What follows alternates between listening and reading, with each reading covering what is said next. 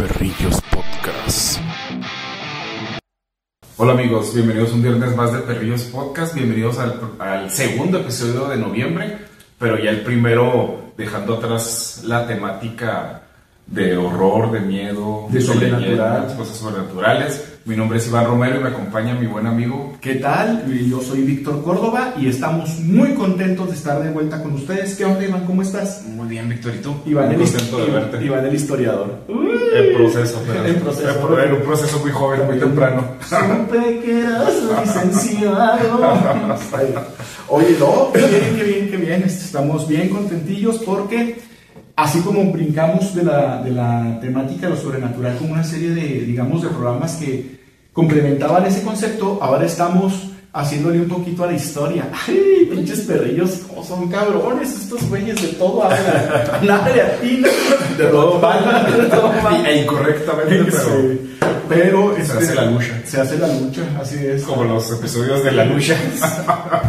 Saludos a todas las personas que por Spotify y por YouTube nos siguieron en esos episodios. A toda la gente que nos escucha y nos da verdad, pero es que nos creció bastante la audiencia. Nos creció bastante la de esta. Y pues bueno, a propósito de la lucha, y ahora vamos a hablar de temas históricos relacionados con el mes de noviembre. Así es, muy histórica, bueno, de una etapa muy importante para nuestro país, para México. Esperamos que las personas que nos ven y escuchan de otros países se les haga interesante y puedan pues también conocer un poco más de estas fechas y etapas tan importantes para nuestro país. Así es, finalmente tiene que ver con el hecho de que así como septiembre está considerado el mes patrio, principalmente por el famoso grito de independencia, el inicio de la Guerra Armada de 1810 y posteriormente porque se suma también la mítica, legendaria e incluso históricamente muy cuestionada defensa del castillo de Chapultepec por parte de estos personajes conocidos como los niños héroes. Octubre está más relacionado con todo lo que viene a ser lo sobrenatural por la noche de brujas y eventualmente el principio de noviembre vinculando con octubre por el Día de Muertos y esa hermosísima tradición mexicana de la cual dice Iván que yo soy un gran amante. Noviembre pues tiene otras características. Para muchos es obviamente el cierre del año. Inicia ya de manera oficial y muy acelerada el cierre del año, pero también para México y yo creo particularmente para entidades como Chihuahua, donde forma parte de su identidad cultural histórica, hay algo muy importante que es el aniversario del inicio de la lucha armada de 1910, conocida como la Revolución Mexicana. Sí. Y así que quisimos hacer unos programas alusivos a esto, arrancando con un antecedente de la Revolución Mexicana. ¿Y qué nos enseñan en la escuela que es el antecedente o la causa principal de la Revolución Mexicana? El porfiriato. O sea, según la historia oficial, sin porfiriato no hay Revolución Mexicana. Digo según, no por cuestionar la veracidad de esto, porque en gran medida obviamente es la causa principal, que no necesariamente la única ni una de las más grandes, pero bueno, ni la única de las más grandes importantes, pero obviamente pues no está de más dar una revisada a lo que fue el porfiriato como el antecedente de la lucha armada de 1910. Así es, Víctor. Y antes de entrar con todo el tema, sabes que me gustaría mandar un saludo hasta la hermana ciudad de Cuauhtémoc, Chihuahua. Sabes que el otro día estuve platicando con una amiga y nueva suscriptora al canal, al contenido. Se le ha hecho interesante, ha hecho varios comentarios, me los ha hecho en cortito, ¿no? Y pues un saludo a Sandra Islas. Sandra, un saludote, un abrazo. Gracias por estar pendiente del podcast. Y pues te digo, tiene poco que empezó a seguirnos, pero al parecer le ha parecido. Se le ha hecho interesante, graciosos los episodios. Ya hasta me preguntó cuántos tenemos, cada cuántos subimos. Y pues un saludo a la hermana ciudad de Cuauhtémoc, a Sandra Islas. Sandra, gracias. Difúndenos allá en la hermosa República de las Manzanas y los Quesos.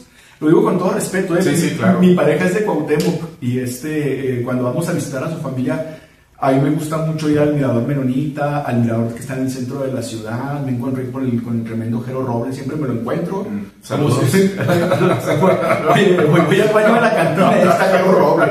Saludos al escritor, compadre Jero Robles. A los amigos de allá de Cuauhtémoc, a Anaí, José Alberto, a Raúl Manríquez, a toda la gente de allá que nos ve. Yo sé que José Alberto sí sigue el podcast también. Digo, aprovechando que estás mandando saludos a Sandra, promuévenos allá con más gente para que tengamos audiencia cuauhtemense. Y aprovechando que estamos en el espacio de los saludos, yo quiero saludar a una persona que hace poco empezó a seguirnos, que es egresada de la facultad donde Iván y yo trabajamos, egresó de Ciencias de la Información, Max, el tremendo Maximiliano, que hace poco tuve la oportunidad de reencontrarme con él en unas actividades que se están armando sobre un club de lectura y escritura, y empezó a asistir a este club. Inmediatamente me preguntó, oye, pues que ya tiene un año con el podcast, yo no sabía, qué chido. Entonces, ya a partir de que lo publico en mis cuentas de Facebook, es una de las personas que reacciona con un like y pues se siente chido, ¿no? También pues quiero aprovechar para mandarle un saludo al buen Max. Gracias también por darse la oportunidad de escucharnos, de vernos, de aguantarnos y de seguirnos. Quizá no en todos los episodios, ¿verdad? Pero pues, en los que se den la oportunidad, se agradece. Así es, muchas gracias, Max. Saludos, un abrazo. Sabes que se te estima.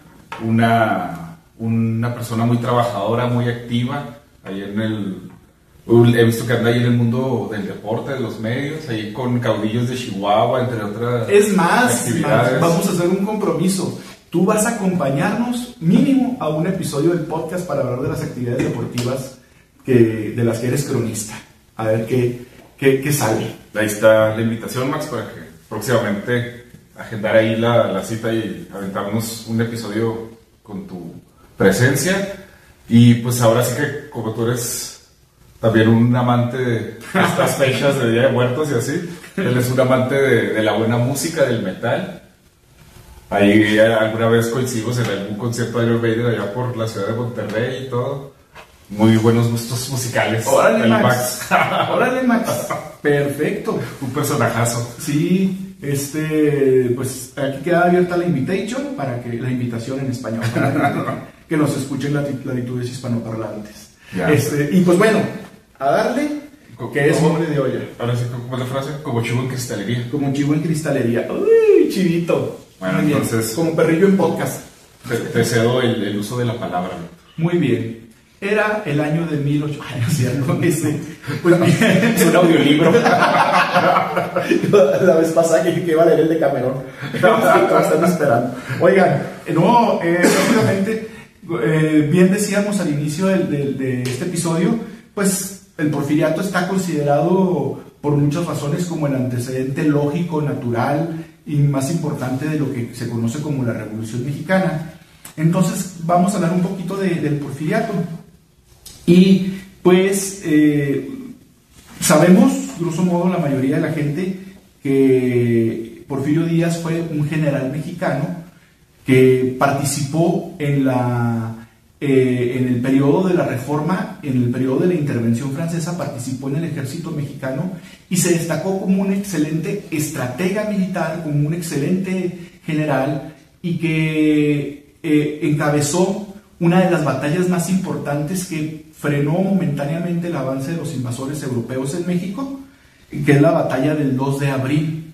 Es importante destacar esto porque a raíz de esto, y aunado, digamos, a su personalidad impactante, arrolladora, un tanto carismática, muy ad hoc con el perfil de la masculinidad de la época y del entorno beligerante en el cual esto se desarrollaba, pues Porfirio Díaz empieza a convertirse en una figura de cierto culto. Claro, no había WhatsApp, no había redes sociales, tengo mi Instagram acá, Porfirio Díaz, batiendo a los franceses. Pero sí, es importante tomar en cuenta que se empezó a convertir en una especie de figura de autoridad, una referencia, porque su comportamiento heroico, su comportamiento de excelente estratega, hizo que en esta época en que finalmente, bien decía el maestro Enrique Macín, que en paz descanse, El siglo XIX fue el siglo en que los mexicanos se pelearon con los mexicanos después de correr a los españoles. Si no hubiéramos empleado tanto tiempo en pelearnos entre nosotros y hubiéramos usado ese tiempo y ese dinero, por ejemplo, en una técnica para quitarle la sal al agua del mar, pues no tendríamos problemas de sequía, o sea, en fin.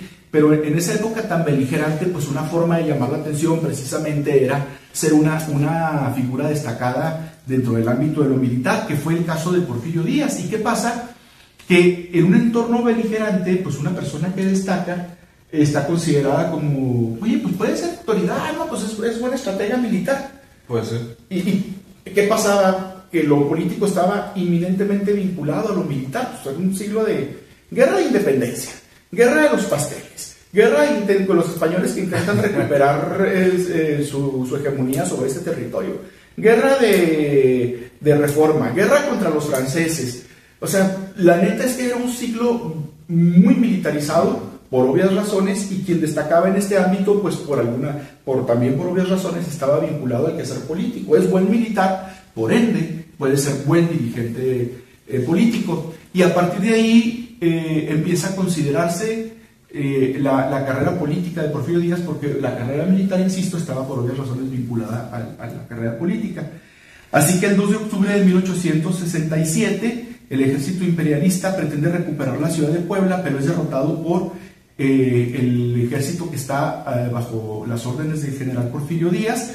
A partir de ahí se le conoce como el héroe del 2 de abril y empieza a desarrollarse un fenómeno que se llama caudillismo. El caudillismo es un concepto con el cual se define, digamos, a ciertas figuras políticas en América Latina que entre finales del 19 y principios del 20 emergen de momentos o episodios militares y a la postre se convierten en autoridades políticas y que gobiernan con una autoridad muy patriarcal, muy hegemónica. No, pues yo lideré tal batalla, yo tomo las decisiones y el que no quiera que se aguante. Sí, Santana, Obregón fueron en su momento considerados caudillos, obviamente, el mismo Villa, que llegó a ser gobernador del estado de Chihuahua, y el caudillismo en realidad se cree, si mal no recuerdo, tú que eres gente de historia me podrás corregir si me equivoco, que ese concepto se acuña en las culturas del Medio Oriente, en Arabia, en siglos anteriores, por la figura de los líderes de grupos que vivían de actividades en que tenían que andar armados y que tomaban pueblos y que iban creciendo junto con el Islam, etcétera, pero que se traslada a las condiciones contextuales que estamos platicando ahorita del México de esa época. Entonces, Porfirio Díaz es un caudillo, como en su momento lo fue Santana, y con ese carisma que se carga y con ese emblema que se le crea a partir del acto heroico y bien logrado en Puebla el 2 de abril, pues se convierte por ende también en una figura de atracción política. ¿Y qué va a pasar? Pues que conforme su popularidad crece y la guerra de reforma y la intervención francesa se convierten en el entorno para que Benito Juárez se reelija. Para muchos Benito Juárez fue un traidor a la democracia por esto, para otros no había una opción distinta, viable, que tomar en cuenta dado que el país estaba atravesando por estos momentos. Yo me inclino por esta otra segunda opción, aunque los detractores de Juárez tendrán obviamente sus argumentos y ambos, yo insisto, son muy respetables. Juárez empieza una serie de reelecciones políticas y Porfirio Díaz se levanta contra él con el plan de la Noria, que lanza el 8 de noviembre de 1871 en una hacienda de Oaxaca llamada La Noria, donde dice que el sufragio efectivo debe garantizar la no reelección. ¡Sí! Lo dijo Porfirio Díaz primero. Lo que son las cosas, ¿verdad? Juárez muere después de haber sido reelecto. No logra prolongar su periodo como él quería. Mucha gente habla de que Juárez hubiera sido un dictador más longevo, más aferrado que Díaz al poder. El hubiera, pues, no existe. Ni el haya. Ni el haya. Dicen. Pero haya sido, hablando de expresidentes. Y hablando de expresidentes, yo también tengo otros datos. Pero finalmente el acomodo de poderes hace que en lugar de Díaz ascienda al poder Sebastián Lerdo de Tejada. Y Lerdo empieza, digamos, a ejercer la política con miras también a una reelección. ¿Qué sucede? Que ante la insistencia de Lerdo,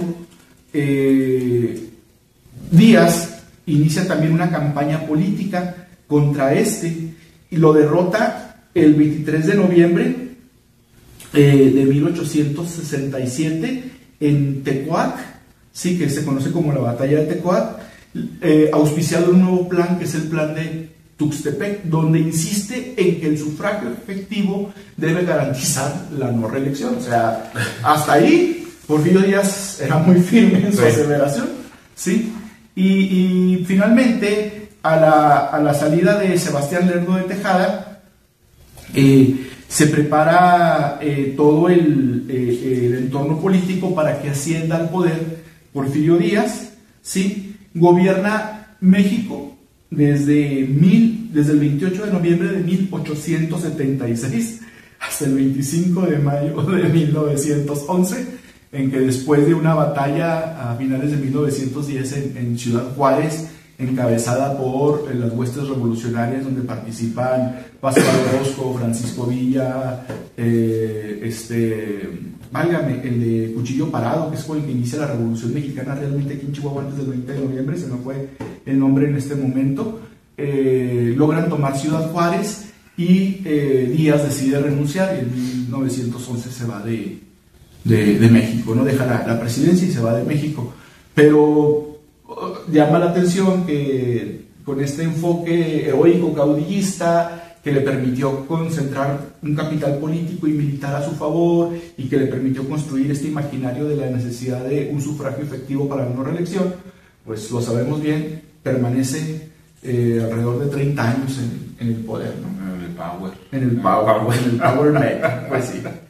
Y entonces, pues de esa manera, Porfirio Díaz trae este antecedente consigo, pero también viniendo de la reforma encabezada por Juárez, él aplica algunas de las leyes de reforma que ya se habían empezado a aplicar en su momento, pero también aplica otras leyes cuando ya está al frente del gobierno que no son propiamente de la reforma, entre ellas de manera velada, sin ponerlo en la Constitución, le permite al clero recuperar cierta influencia sobre la vida política de México, pero bueno, eso ya empieza a darse con el asunto de el ejercicio de su gobierno.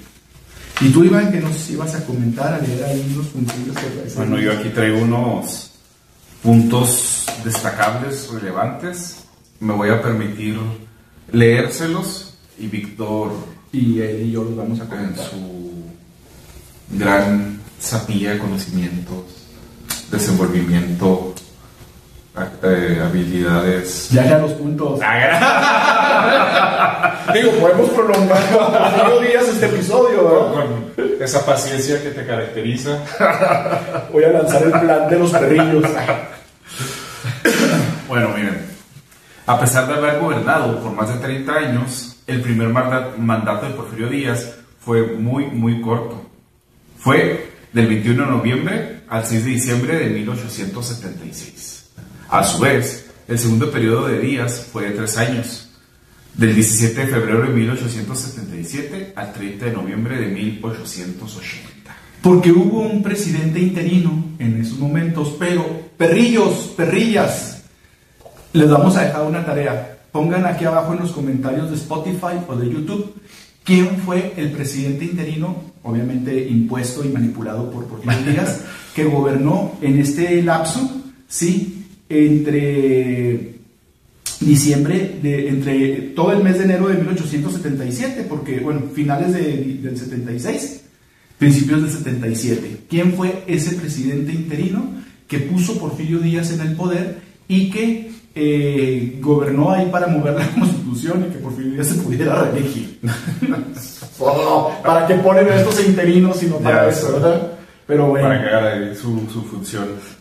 Bueno, y ahora sí, como diría Luisito Comunica, ahora sí viene lo chido. El chidotote. El tercer periodo fue el más extenso. Gobernó ininterrumpidamente del 1 de diciembre de 1884 al 28 de mayo de 1911, por 27 años. Esto implica que entre 1880 y 1884 hubo otro presidente no interino, fue un presidente electo bajo las condiciones políticas que dicta la Constitución de 1857, que es la que estaba en vigor entonces, y bajo el régimen del Congreso y del sistema político mexicano de ese entonces. Por lo tanto, perrillas, perrillos, ¿quién fue ese presidente que gobernó entre 1880 y 1884? ¿En qué días por fin pudo reacomodar la Constitución y al Congreso a su modo a través de este presidente que impuso y poder permanecer por ende en el poder del 84 del siglo XIX al 11 del siglo XX? Hay dos presidentes con los que se turna ahí el poder. ¿Quiénes fueron? Díganos. Oh. Ese Victoria les dejó tarea. Claro, pues estamos en una clase de historia. Lo que pasa es que yo no investigué. Ya sé. En fin. Bueno, Víctor, otro punto. Sí. Entre las medidas de Díaz como presidente... Entre las medidas de Díaz como presidente y características de su gobierno destacan las siguientes: una reestructuración al ejército y el impulso a la modernización del armamento y de la industria militar. Esto es fundamental porque fíjense, venimos de un periodo de guerras concretas entre mexicanos, españoles, mexicanos y franceses, mexicanos incluso suizos, mexicanos y todo el mundo, y mexicanos y mexicanos. Sí, o sea, era un estarse matando y peleando. ¿Qué había pasado con los fondos mexicanos, con el dinero mexicano? Pues estábamos en quiebra. ¿Y qué había pasado con la industria armamentícia mexicana? País que no tiene ejército, pues a menos que sea Suiza y que tengas el dinero de todos ahí guardados, ¿verdad? Pues ahí arréglatelas como puedas, ¿verdad? Entonces, ¿qué faltaba? Faltaba fortalecer al ejército mexicano. Claro, el discurso era, necesitamos un ejército por si nos quieren volver a invadir, lo cual no estaba muy lejos de la realidad, pero también tú sabes que ningún gobierno fortalece sus defensas solo para el ataque exterior, sino también para lo interior. Uno puede leer entre líneas que posiblemente ya apuntaba a fortalecer su periodo muy prolongado hasta que se realice hasta el cansancio, hasta la muerte, quizá esa la situación. Lo más seguro. Entonces necesitas un ejército fuerte por aquello de que, oye, pues yo no estoy de acuerdo, tú no estás en el plan de Tustepec y en el plan de la Noria. No, aquí está mi ejército y yo no dije nada, ¿verdad, señores militares? Está como las cholas de Chalco. Los lentes así significa que mi barrio me respalda. Su barrio era el ejército. Las gafas aquí significan tristeza. Las gafas aquí de un barrio pesado. Y las gafas atrás significa que mi barrio me respalda. Y mira qué barrio, ¿no? O sea, pero bueno, también el siglo XIX, principios del XX, un territorio muy vasto, otras medios de comunicación, y la necesidad de invertir en fortalecer un ejército, crear o refundar y fortalecer el ejército, y tener al mismo tiempo una infraestructura, un armamento que le permitiera pues, funcionar lo más decorosamente posible, se entiende, era una de las primeras necesidades que Porfirio Díaz contemplaba, ¿no? Pues sí. Bueno, Víctor, también en 1878 ordenó poner la primera línea telefónica en el país. Se instaló en el castillo de Chapultepec y en el Palacio Nacional. Y era para hablar del... Oiga, señorita, súbame los huevos tibios, que los míos ya se enfriaron. Era como el teléfono de las chicas superpoderosas. Estaban directos con el alcalde. ¡Chicas superpoderosas! ¡Adiós! ¡Auxilio! ¡Hola! ¡Auxilio de emergencia! ¡Adiós! ¡Hola! ¡Por favor, ayúdenos! ¡Adiós!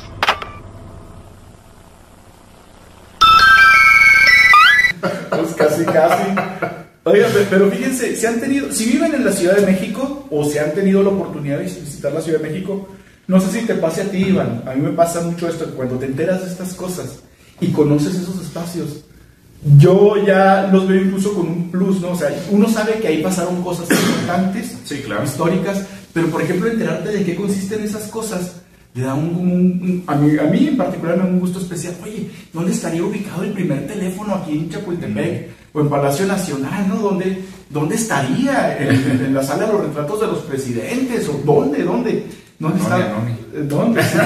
Pero también tiene que ver con lo que le interesaba mucho a Porfirio Díaz. Finalmente él venía de ser un hombre formado en la ideología liberal de Juárez, de la Reforma, y uno de los enfoques de la ideología liberal es que la modernización a través de una infraestructura tecnológica acorde a lo que el mundo está desarrollando es fundamental para tener un país que pueda producir una riqueza y que pueda mantener una economía estable en función de lo que esta infraestructura y esta tecnología te arroje. Pues una de las cosas novedosas era el teléfono, ¿sí? Y obviamente pues llama la atención. Es como si voy a poner un WhatsApp de aquí a mi casa, ¿no? De mi casa al lugar donde trabajo para cualquier cosa, para lo que se ofrezca. Sí, pero cuando estoy en mi lugar de trabajo, no estoy en mi casa, así que no sé quién me va a contestar. Pero bueno.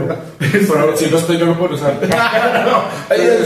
Yo soy así, las cafeteras en la casa yo pongo el café, yo lo sirvo y ustedes lo calientan. Puedo leerlo. Oye, y probar poquito. No, las tazas que les sirvo. No, pues es que si no administras el café, si no sabes administrar café, no sabes administrar nada. Muy bien, pero sí, lo del teléfono llama la atención, ¿no? Bastante. Sí. Muy destacable. Bueno, también el progreso económico del país, que permitió la construcción de vías férreas, que poco a poco facilitaron el intercambio comercial y a su vez incentivó los rubros de la industria minera y agricultura con fines para la exportación. Sí, aquí va todo de la mano. Sí. Sabemos que el porfiriato se caracterizó por un desarrollo industrial y tecnológico con capital privado extranjero, porque México no tenía los fondos para ello, y con una serie de prebendas y favores muy grandes para quienes, de privilegios y de cosas que pudieran solamente beneficiar a las personas del extranjero que invertían. El pretexto o el argumento era que para que viniera la inversión, si no iba a ver cómo, pero ya después nunca se los pudo quitar. Y sabemos lo que eso significó en términos de explotación de recursos naturales y sobre todo de recurso humano, ¿no? Sí. Y de capital político. Pero aquí lo importante es cómo una de las cosas que se desarrolló fue el ferrocarril. Aunque se dice, y ustedes perrillos y perrillas que escuchan y ven este podcast en Spotify y YouTube, que el ferrocarril en realidad empezó incluso con Juárez, pero no pues, por obvias razones pues no había para invertirle como le pudo invertir posteriormente Porfirio Díaz. Juárez estaba peleando con todo el mundo y sus aliados, que eran los gringos, tenían la guerra interna entre el norte y el sur. Tampoco era así como que pudiera hacer de todo el capital de inversión gringa para que, como él hubiera querido, para este tipo de desarrollar este tipo de infraestructura, pero pues Porfirio Díaz ahí lo va concretando en sus años de gobierno dictatorial. Y el ferrocarril, como bien lees tú, sirve para que todo lo que se produce en las minas y en el campo pues se pueda mover a lo largo del territorio, incluso para exportar. Sí. O importar y traer maquinaria según la conveniencia. Pero también sabemos que las minas y el campo estaban en manos de personas que explotaban a los trabajadores, y aunque esto suena en lugar común, pues realmente así fue, pues tampoco nos vamos a hacer mensos. La infraestructura porfirista creció mucho, la economía creció mucho, pero no sabemos que no benefició a la mayoría de las personas, sino que estas en realidad mantenían esa economía de un capital muy concentrado en muy pocas manos. Así es. Y bueno, Víctor, ahora sí que Víctor Perrillos, les voy a leer una frase muy perrona. Dicen que Díaz se refería así a las clases medias. Perro con hueso en la boca, ni muerde ni ladra. Tengo un hueso para quedarme callado y satisfecho. Pues a propósito del podcast, ya cumplimos nuestro cometido hoy. Mencionamos algo relacionado con los perros y con la historia. No, pero fíjate qué padre, porque hablar de clase media en el porfiriato suena muy extraño. Uno tiende a ver, por diferentes razones, el porfiriato como un periodo de polarización entre dos clases: la clase explotada, la gran mayoría, y la clase explotadora, una minoría, donde se concentraba capital intelectual, capital cultural, pero principalmente capital financiero, económico, monetario y obviamente el capital político. Y pensar en una clase media era una cosa inimaginable, dado que estamos acostumbrados a ver que eran pobres muchos y ricos muy pocos, y es la razón principal de la revolución. Pero eso quiere decir que en la medida en la que el país fue consolidando, el sistema fue consolidando el tipo de economía y de hegemonía política que quería, sí fue apareciendo una clase media. Y uno, fíjate, yo creo que entre los integrantes de esa clase media, los que yo recuerdo ahorita como los más famosos, estaría el poeta Ramón López Velarde, el poeta Luis G. Urbina, el músico Juventino Rosas, que no pertenecían a esa burguesía con tintes aristocráticos de la clase pudiente, pero tampoco estaban directamente vinculados a la pobreza, insertados en la clase baja, ¿no? Porque sabían leer, escribir, uno sabía componer, los otros eran poetas, tenían una formación escolar que muy poca gente tenía, claro. pero no eran los grandes hombres pudientes, tenían una vida pues, lo suficientemente adecuada como para dedicarse a la creación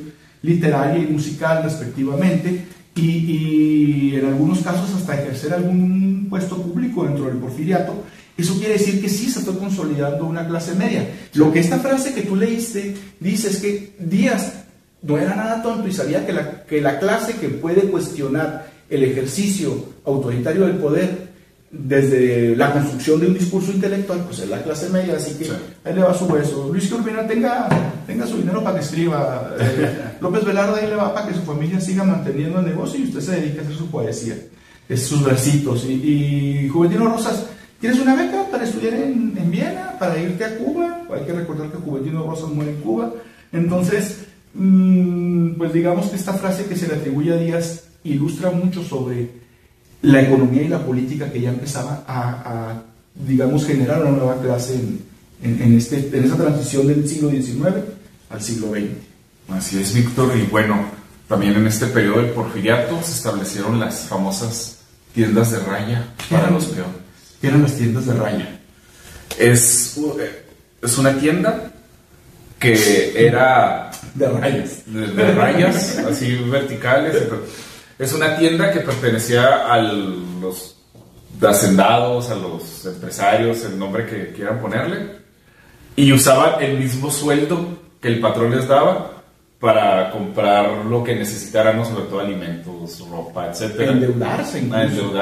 Ahora sí que lo que hacía era, como el extra, se sacaba el dinero de una mano, de una bolsa, y se lo metía a la otra, ¿no? Sí. O sea, trabaja para tener dinero. Aquí está. Gracias a tu trabajo tienes tu dinero. Ahora dámelo para darte comida y darte...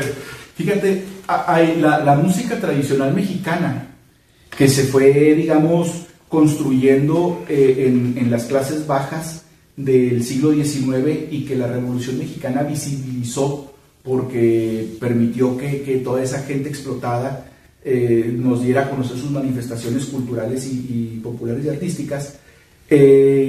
Hay una serie de canciones populares que dan cuenta de esto. Yo creo la más conocida es una que se llama El Marzón, y que, si no me equivoco, la versión más popular en su momento fue cantada por un cantante y actor mexicano de la época de oro, aunque la canción es muy anterior a la época de oro, obviamente, al cine mexicano, llamado Luis Pérez Mesa, un cantante sinaloense, ¿sí? Que dice: se me reventó el marzón y sigue la yunta andando. En algún momento esta melodía habla sobre la deuda que tiene el peón con la tienda de raya y cómo la mujer le reclama: oye, pues que no tienes pantalones, mejor métete a la bola, igual que Villa y Zapata, porque las tiendas de raya pues te empobrecían, te embrutecían, ¿no? Toma, ahí te va el alcohol, emborráchate, y me debes el jabón, y me debes los pantalones de tu hijo, y me debes la mantilla que compraste para que tu mujer le arreglara la ropa a la dueña de la hacienda. O sea, era un ciclo interminable de endeudamiento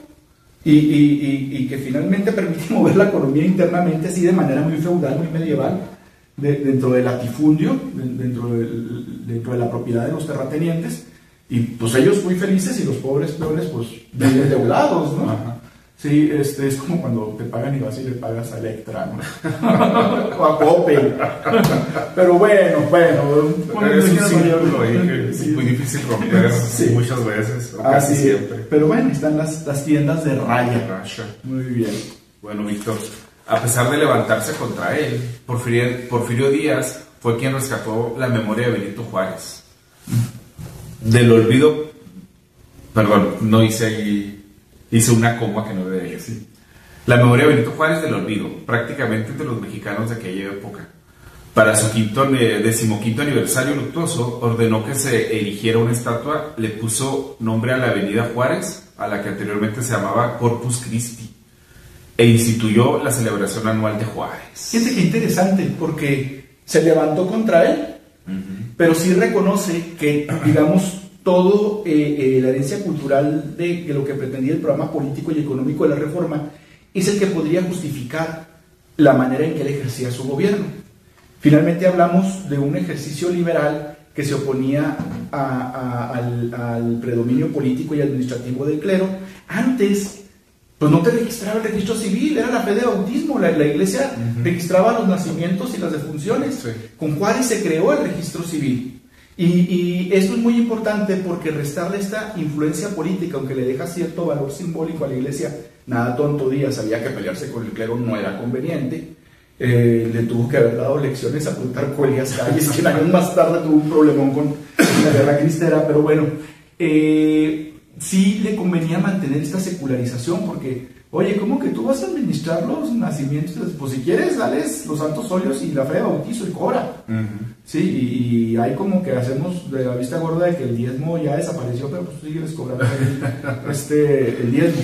Yo lo que voy a hacer es cobrarles por mi cuenta el trámite de registro de nacimiento y de función, pero no solo eso. Ya pasa que cuando te vas a estudiar un programa educativo en muchas escuelas públicas, te piden un acta de nacimiento nueva, no va a llevar 6 meses y tú, espérate, pues la de hace 6 meses vale lo mismo que la de hace 10 años porque nací el mismo día. Nadie que yo sepa ha inventado una máquina de tiempo para regresar y mover mi nacimiento, pero bueno, cosas ahí administrativas y recaudatorias que llaman la atención. Pero Porfirio Díaz había tenido muy claro esto y sabía que fortalecer simbólicamente la imagen de Juárez servía para justificar pues este enfoque político administrativo que él estaba llevando a cabo en el ejercicio de su gobierno. Y fíjate, así como era la calle Corpus Christi en la Ciudad de México, que después se llamó Avenida Juárez, ¿cómo es que se llamaba aquí en la ciudad de Chihuahua la Avenida Juárez? La verdad, no. Ahí está una placa en la Avenida Juárez, una placa en la Juárez de Ocampo, creo. Ok. Dice, por la casa siglo XXI, ¿cómo se llama? Sí. Ahí trabaja mi hijo en la librería Ducal, vendiendo libros. David, saludos, sé que sí ves el podcast. Promuévenos con tus compañeros y amigos para que nos vean y sepan que hablamos de historia. Tal vez un separador de lecturas de Perrillos Podcast. Sí, ya tenemos. Sí. Sí. Bueno. Los encuentras en Educal. Con David Córdoba. Sí, ahí está el libro de Perrillos Podcast. Oye, ¿no? ¿Cómo se llamaba la calle Juárez? Era la calle del Diezmo. Dice, Avenida Benito Juárez, antes calle del Diezmo. Fíjate, hasta simbólicamente, ¿no? Porque el diezmo finalmente era esta especie de impuesto que la iglesia te cobraba, y quien lo va a erogar, quien va a decretar que esto ya no debe ser así, es Benito Juárez, ¿no? Una tarea perrillos y perrillas, así como los presidentes de los que vaya y tómense una selfie con la placa. Sí. No, díganos en su ciudad, si son aquí mexicanos, mexicanas, mexicanes, y viven aquí en este hermosísimo país, ¿cómo se llamaba? Si hay una calle Juárez en su ciudad, ¿cómo se llamaba antes? ¿O siempre se llamó calle Benito Juárez? A mí me llama la atención porque yo creo que esto no pasó nada más en la Ciudad de México y en la Ciudad de Chihuahua. Yo quiero pensar que en todo el país hay una calle Juárez y que antes obviamente tenía un nombre relacionado con la iglesia. Sí, pero bueno, son cosas que nos surgen a raíz muy interesantes, muy destacables. Así es. Bueno, Víctor, y también algo muy importante, muy interesante, es otra frase. Esta frase la tenemos muy arraigada a la mayoría de los mexicanos. Creo que por lo menos 1 o 2 veces por semana la escucha uno. Si no es que más, ya sea en tu entorno laboral, en la calle, en el transporte público, las mismas personas en la radio, en la televisión, etcétera, es ponerle crema a los tacos. Y es una frase del Porfiriato. Mira, la frase ponerle crema a los tacos se acuñó durante el Porfiriato, debido al afrancesamiento de la cultura mexicana. Así es. Pues resulta que los tacos, que nadie va a negar que es un platillo muy mexicano, yo amo los tacos de la Ciudad de México. Cuando voy a la Ciudad de México, siempre me detengo en cualquier puesto que veo así, uno tras otro, no el primero, no nada más el primero, sino el que sigue a comer los tacos, esos campechanos que traen de todo. Es que, bueno, aquí sobre Chihuahua, en la mayoría de los estados, es muy común que te venden la orden de tacos, ¿no? Ya sea con 5, 6, etcétera. Con una tortilla más o menos grande, generalmente. Y allá en la Ciudad de México, creo que la mayoría de los puestos y restaurantes establecidos y todo te lo venden por pieza, ¿no? Sí. Dame un taco por eso es muy común dame uno de chicharrón prensado, dame uno de no sé qué, y de repente ya tienen su orden, pero ya muy personalizada. Delicioso. Y luego es tortilla más pequeña generalmente, y en algunos lugares te dicen con la tortilla frita o la tortilla sin freír, y eso también pues le pone un plus, es grasoso pero delicioso. Viscosos pero sabrosos, grasosos pero deliciosos. Y pues el taco es una comida muy mexicana, pero el asunto de ponerle crema es una idea de la burguesía con tintes aristocráticos del Porfiriato, que decían, ay, pues sí, qué rico el taco, uy, sí, ya, la nana Lupita hizo otra vez sus tacos de cochinita pibil o de cecina o no sé, vamos a francesarlos, y le ponían crema, porque la comida francesa solía acompañarse con este producto lácteo que es la crema, y la frase se acuñó en función de decir, ay, no seas mamerto, no le pongas tanta crema, pues, no le pongas crema. Y luego cuando exageraba la actitud petulante o inapropiada de la gente en función de presumir algo que no era o que no existía, pues no solamente no le pongas crema a tus tacos, es no le pongas tanta crema a tus tacos. O cómo eres cremoso, tus tacos se derraman la crema. Pues, viene del Porfiriato, precisamente esa frase viene del Porfiriato. Vaya. Qué bueno, cremosos los cremosos ya hacen. Perrillos cremosos. Uy. Mira, Víctor, también durante el Porfiriato se desarrolló y consolidó una clase social o grupo político-intelectual llamado los científicos. Así es. Estos poderes. Los poderes científicos. Bueno, estos científicos eran un grupo de políticos, intelectuales y hombres de negocios que influyeron en gran medida sobre la vida política. ¿Por qué hice esa coma? No sé, perdón. Sobre la vida política de México durante los últimos años del Porfiriato, ya que hubo una influencia muy grande. Acá está muy extraño. Fue esto que se denomina de dicha manera. Así, o sea que los científicos son este grupo de personas, intelectuales, políticos, bla, bla, bla. Y se les denomina así porque ellos se apegaban a una perspectiva ideológica e intelectual que decía fundamentarse en cierto enfoque de la ciencia que estaba en boga. ¿Qué estaba en boga entonces? Pues estaba en boga el darwinismo y estaba en boga una tendencia filosófica derivada del darwinismo llamada positivismo, que la gente asocia con lo positivo, con lo optimista, pero no necesariamente es por ahí o no es todo el enfoque del positivismo.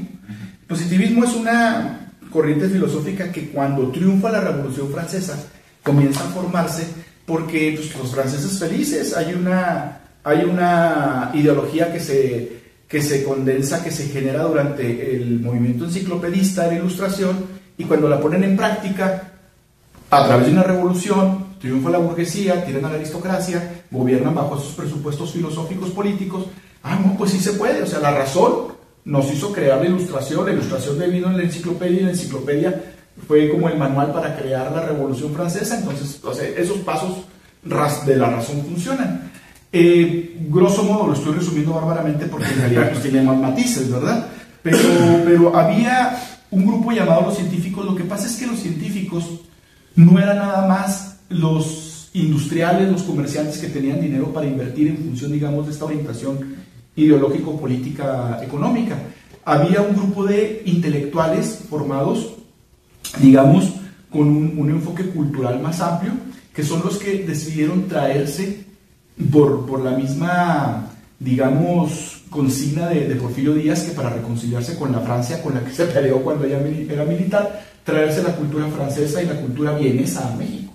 Sí. ¿Sí? Y entre esos científicos nosotros podríamos contar incluso al poeta Amado Nervo, que aunque sí ejerció dentro del cuerpo político diplomático del porfirista, igual no estaba tan cercano a los otros científicos, pero él formaba parte también de esto. Y yo les recomiendo mucho Amado Nervo que copió la forma modernista de la poesía, que nació en Nicaragua con Rubén Darío, o más que copió, digamos, se metió dentro de esta corriente. Amado Nervo es autor de un poema que, bueno, la Madre Inmóvil es quizás su texto más célebre, pero hay un poema que se llama El día que me quieras, que no es el tango que canta Carlos Gardel, es otro. En años más tarde, décadas más tarde, Manuel Esperón le pone música a este poema y Jorge Negrete lo canta en la película Me he de comer esa tuna. ¿Cuándo? El día que me quieras. El día que me quieras, me he de comer esa tuna.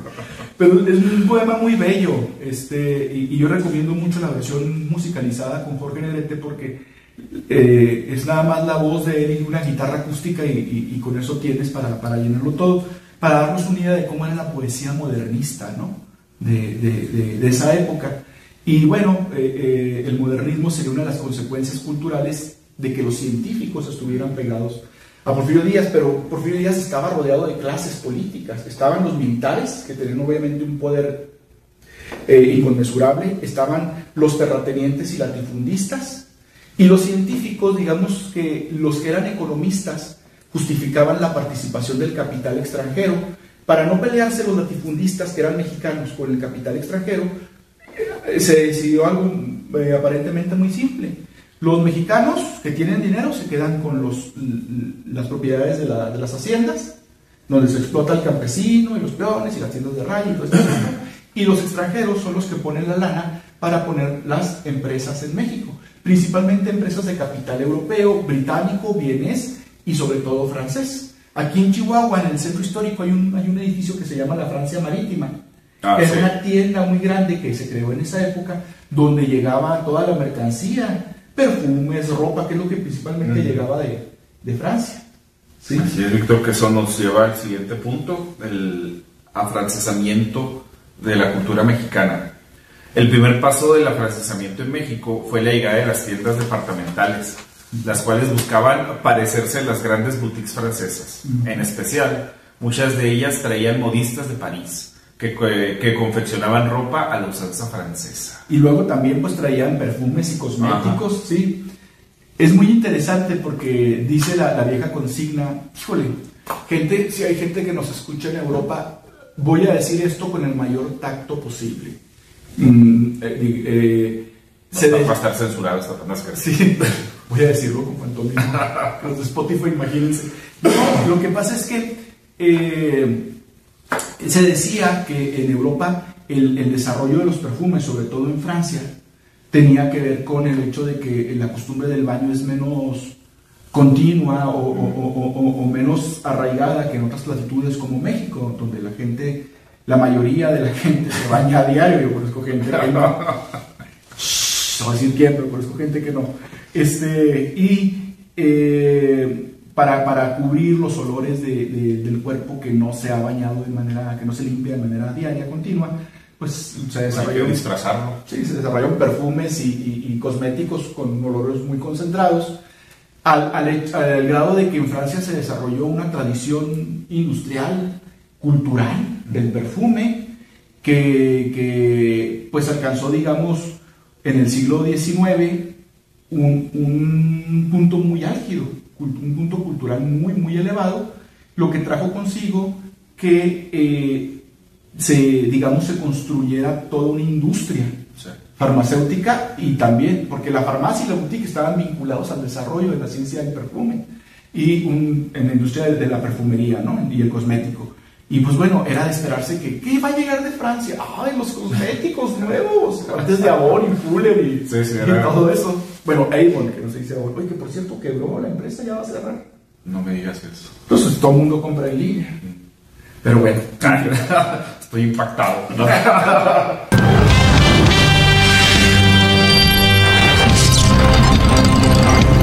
Este es su flash informativo al estilo inigualable de Adal Ramones y Mauricio Castillo.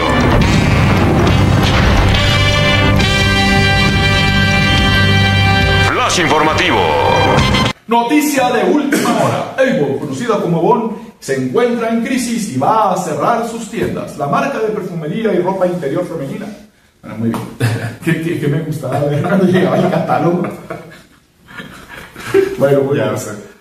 Bueno, Víctor, dentro de este afrancesamiento, pues algo muy notorio y muy tangible hasta la fecha, pues es la arquitectura, ¿no? Así es. Aquí, pues un claro ejemplo, pues es el edificio más bonito y más icónico de nuestra ciudad, la Quinta Gameros. Así es, el Centro Cultural Universitario Quinta Gameros, que ya en algún momento estaría chido dedicarle un programa nada más a la Quinta para hablar de su historia, ¿no? Sí, voy a pedir permiso para grabar ahí un episodio. Sería genial. Que fue construido por el arquitecto Gameros para una familia que no la pudo ocupar porque estalló la Revolución Mexicana, se acabó el porfiriato y se tuvieron que ir de aquí. Y de hecho la Quinta Gameros fue ocupada en algún momento por Venustiano Carranza con el ejército constitucionalista cuando estuvo aquí haciendo un pacto con Villa, un pacto que fue muy endeble y no duró. El mismo Villa la ocupó y está considerada, sí, por el académico historiador Francisco de la Maza como la mejor casa estilo Art Nouveau que se construyera en México y se dice incluso en América, en todo el continente. Si tienen oportunidad de venir aquí, ya cuando hablamos de cosas de Chihuahua, creo que sí hicimos cierto hincapié importante en este recinto. Sí. Si tienen oportunidad de venir a Chihuahua, es un lugar imperdible. Sí. En el Paseo Bolívar, hay a unos pocos calles del centro histórico. Así es. Recomendamos mucho darse una vuelta, visitar la Quinta Gameros, conocerla, recorrerla. Ahí se dan domingos de cine para el público en general, está abierto de manera gratuita, hay conciertos, hay teatro, presentaciones de libros, es un museo, en fin, es un centro cultural vivo, pero que además pues tiene el plus de que vaya recinto, ¿no? Arquitectónicamente sí. Es hermoso y el lugar donde se encuentra también es un lugar pues muy bonito y muy emblemático para la identidad y la cultura chihuahuense. Así es, Víctor. Y bueno, como parte de todo esto, también en esta etapa estuvo el gusto por la música vienesa, los valses del romanticismo. En México destacó Juventud No Rosas, como se mencionaba, en la película de 1950, Antonio R. Frausto interpretó a Porfirio Díaz. Sí, mira, bueno, hay una leyenda inmensa y yo creo que en gran medida tuvo que ver con la construcción de este mito de Juventino Rosas, la época de oro del cine mexicano, que en esa época se hicieron dos películas, una hacia finales de los años 30, creo que Domingo Soler representó a Juventino Rosas, no estoy muy seguro ahorita, no recuerdo el nombre del director, Miguel M. Delgado, corríjanme los fans del cine mexicano, pero se supone que esa es la mejor película, una película blanco y negro a finales de los 30, llamada Sobre las olas, sobre Juventino Rosas, pero la película más reconocida es la que interpretó Pedro Infante haciendo el papel de Juventino Rosas, el músico guanajuatense que compuso este vals, que se dice que todo el mundo no podía creer que un vals de esta naturaleza lo compusieron mexicanos, se le achacaba a compositores franceses, vieneses, de diferentes latitudes, sobre todo del continente europeo, por la melodía, ¿no? Se decía, pues, ¿tú qué vas a componer? Si eres mexicano, ¿no?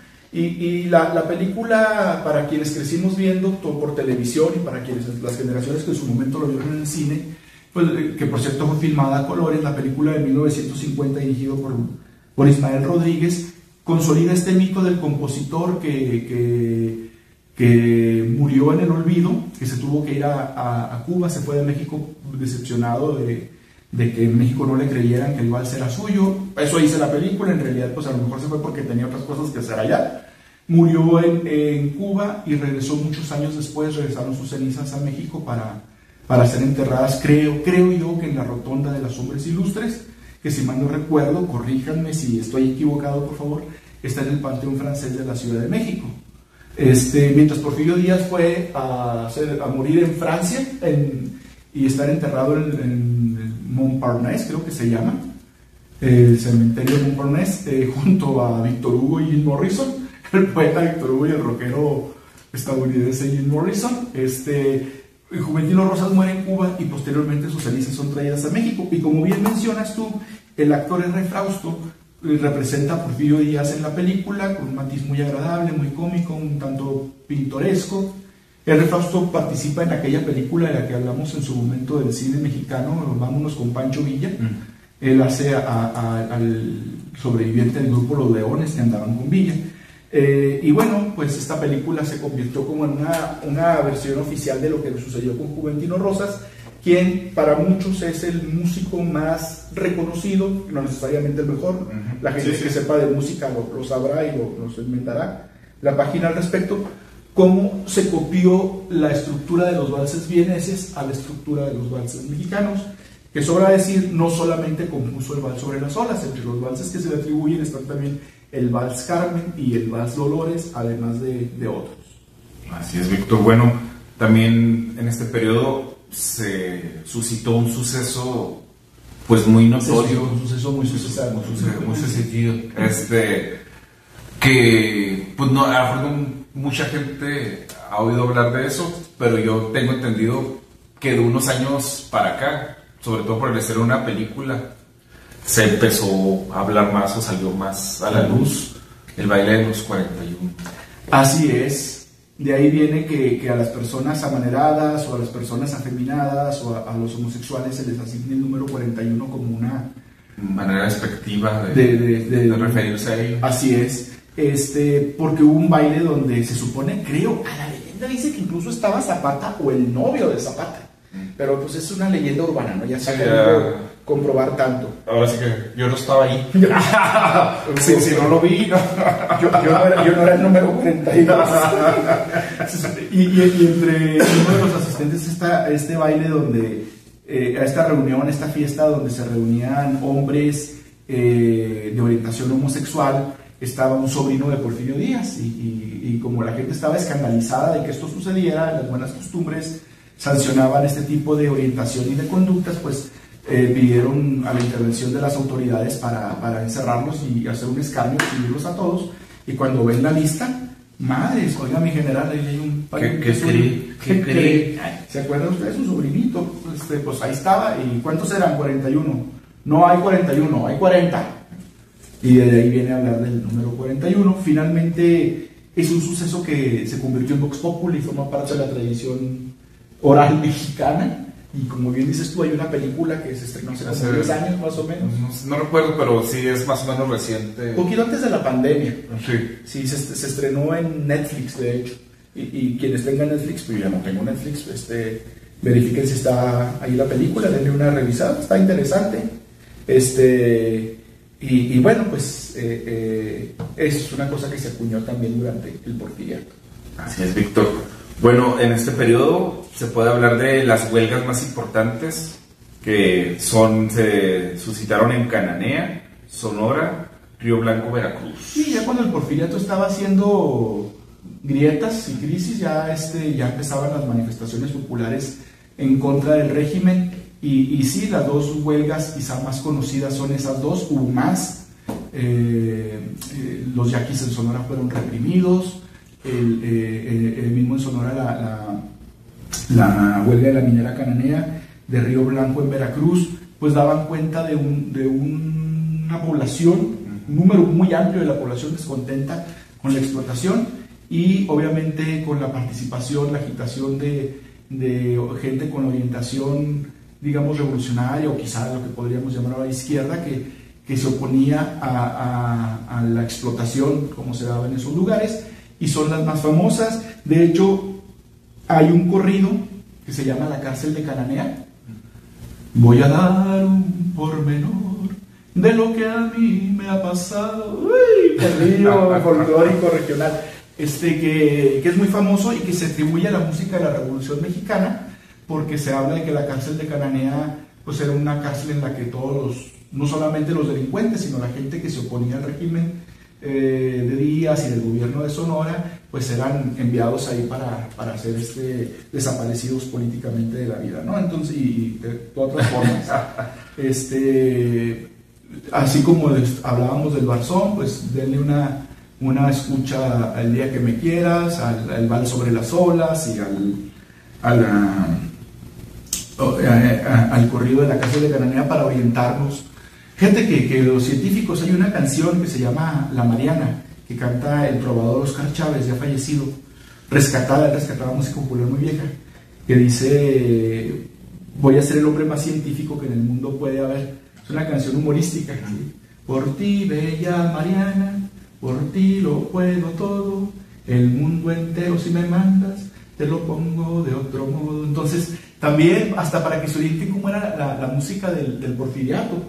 Esa canción, La Mariana, yo la recomiendo mucho con Oscar Chávez, me parece una canción deliciosa, es una canción humorística, ¿sí? Porque la canción empieza hablando de que la gente tiene hambre, dice: me quisiera comer un panecillo con azúcar y canela muy caliente, me quisiera arrancar hasta los dientes tan solo por tu amor. O sea, la canción empieza hablando de que hay hambre, sí. Pero dicen que también lo del panecillo con azúcar y canela muy caliente tiene una especie de connotación sexual. Pues podría ser también. Pero igual, denle una escucha. Finalmente la música popular y la música de cámara daban cuenta de cómo era el México de esa época. Y sí, Víctor, ahorita que mencionabas lo de la cárcel de Cananea, otras cárceles famosas en el porfiriato también fueron la de San Juan de Ulúa en Veracruz, y la famosa Sirena Roja o Siberia Mexicana en Yucatán. Así es. Fíjate que el año pasado tuvimos la oportunidad, Luis y yo, de viajar a algunos lugares. Fuimos a Veracruz y conocimos San Juan de Ulúa. No manches, tardamos 2 horas en entrar porque mucha gente va a visitar ese lugar. Ahí estuvo pues presa la mulata de Córdoba, ahí estuvieron presos muchos personajes mexicanos importantes de la historia, escritores, revolucionarios, políticos. Y hay un corrido que canta David Sáizar, que se llama El preso de San Juan de Ulúa. Yo lo recomiendo mucho, porque con una tristeza habla de cómo era la vida en esas cárceles. Y si tú llegas y dices: no manches, en estos lugares los superhumanos los encerraban. Y les iba bien, ¿no? La comparación de otros, sí.